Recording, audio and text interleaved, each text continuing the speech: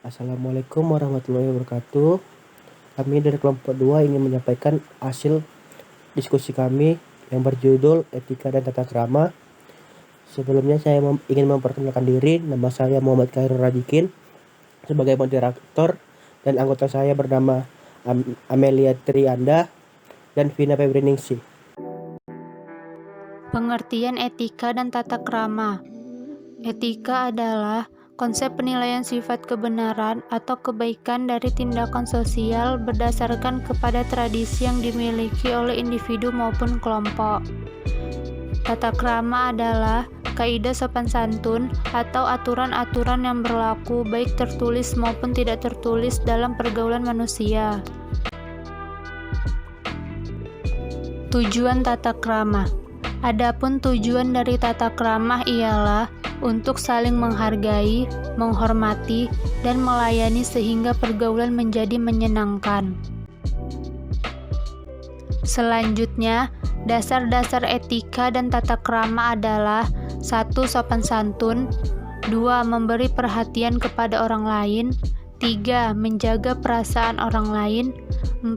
Menepati waktu dan janji, 5. Memiliki rasa toleransi, 6. Dapat menguasai diri, dan 7. Berusaha untuk memahami orang lain. Baik, selanjutnya saya akan membacakan fungsi etika dan tata krama. Fungsi etika dan tata krama terbagi menjadi 4, yaitu yang pertama, membuat seseorang disegani, dihormati, disenangi. Yang kedua, kemudahan hubungan baik dengan orang lain. Yang ketiga, memberikan keyakinan pada diri sendiri dalam setiap situasi. Dan yang keempat, dapat memelihara suasana yang baik di lingkungan keluarga, sekolah, kantor, dan masyarakat. Selanjutnya, manfaat etika tata krama ketika dalam di dunia pekerjaan. Yang pertama itu memberikan rasa tanggung jawab, yang kedua sebagai pedoman prinsip profesionalitas, yang ketiga meningkatkan kredibilitas perusahaan atau organisasi, yang keempat menciptakan ketertiban dan keteraturan, yang kelima sebagai kontrol sosial, yang keenam meningkatkan kesejahteraan anggota, yang ketujuh mencegah campur tangan pihak luar, yang ke-8 melindungi hak-hak anggota atau pekerja, yang ke-9 sebagai rujukan penyelesaian berbagai masalah. Dan selanjutnya contoh etika dan tata krama dalam kehidupan sehari-hari antara lain. Yang pertama itu ada bersikap sopan, ramah kepada siapa aja yang baru dikenal. Yang kedua, memberi perhatian kepada orang lain. Yang ketiga, berusaha selalu menjaga perasaan orang lain. Yang keempat, bersikap ingin membantu. Yang kelima, memiliki rasa toleransi yang tinggi. Yang keenam, dapat mengendalikan emosi dalam situasi apapun.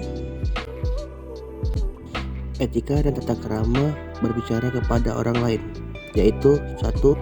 Fokus kepada lawan bicara, 2. Jaga sikap tubuh tetap sopan, 3. Jangan terlalu mendominasi percakapan, 4. Hindari kata-kata sulit yang mungkin tidak dimengerti lawan bicara, 5. Saat berbicara dalam grup, gunakanlah bahasa yang dimengerti semua orang.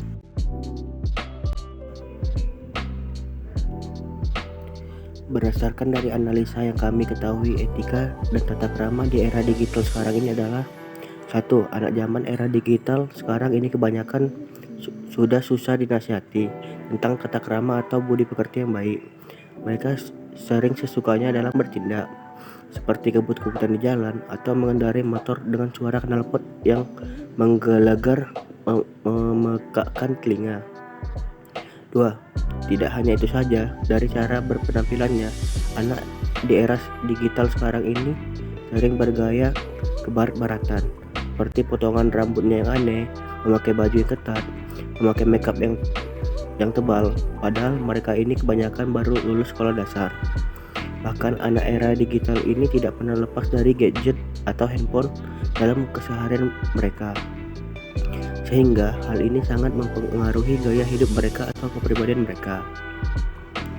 3. Tata krama atau etika anak-anak di era digital terhadap orang tua sekarang ini hampir tidak ada, bahkan terhadap orang tua sendiri.